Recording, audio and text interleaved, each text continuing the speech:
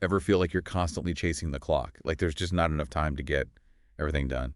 Yeah, I think we've all been there. That feeling of overwhelm, right? Like you're always behind, always playing catch up. Exactly. And that's exactly why we're doing this deep dive today. We're talking time management The holy grail of productivity. and not just productivity, but actually, winning at life. Winning at life. I I am. like that.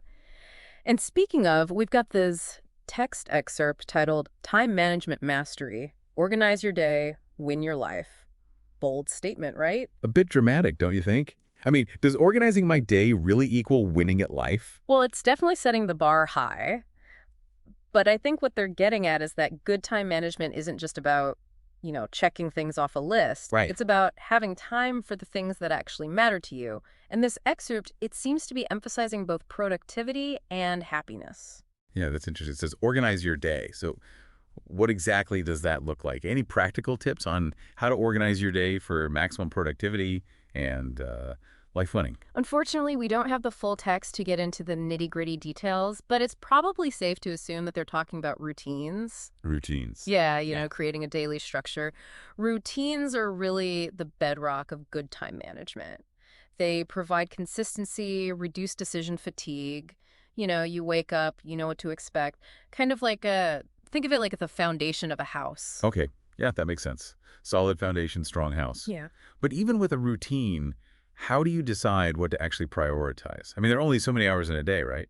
Absolutely, and that's where prioritization frameworks come in handy. There's a classic one called the Eisenhower Matrix. It helps you categorize tasks based on urgency and importance. Eisenhower matrix. Yeah, you've got four quadrants: urgent and important, not urgent but important, urgent but not important, and neither urgent nor important. So, let's say you have a project deadline coming up. Okay, yeah. That's both urgent and important, so that goes in the top quadrant, top of your to-do list. But then there's that email newsletter you've been meaning to read.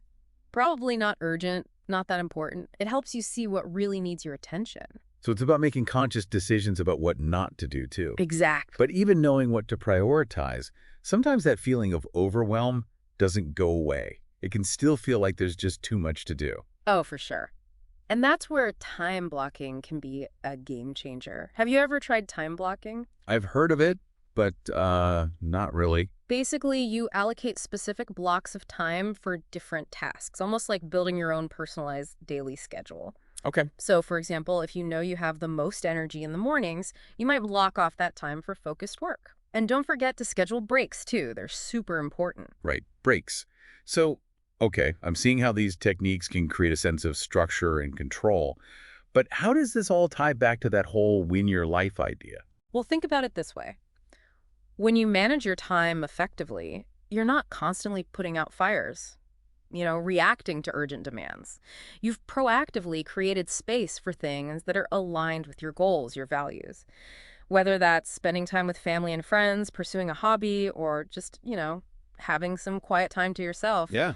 that's where the winning comes in. It's not just about doing more, it's about doing the right things. Exactly. Being intentional with your time. This actually reminds me of a time when I was freelancing, volunteering, and trying to keep up with, social life. It was just too much. I was completely burnt out. Yeah. Then I started using some time management techniques. And honestly, it was like night and day. I wasn't just more productive, I actually had more time for things I enjoyed, like going for hikes, reading, stuff I'd completely stopped doing.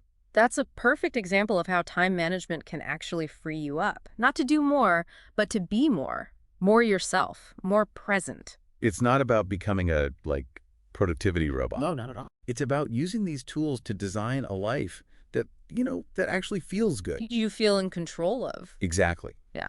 So for our listeners who are, ready to start winning at life, what's one concrete step they can take today to gain more control over their time and boost their happiness? I'd say start by identifying your biggest time waster. What's that one thing that just sucks up your time without giving you much back? Once you figure that out, think about how you can minimize it or even eliminate it altogether. That's a great challenge. So listeners, what's your time waster? Take a moment to think about it. What one small change can you make today to start reclaiming your time and ultimately create a life that feels more aligned with what you truly value? You got this. That's it for our deep dive today. Thanks for listening, and we'll catch you next time. See ya. Bye.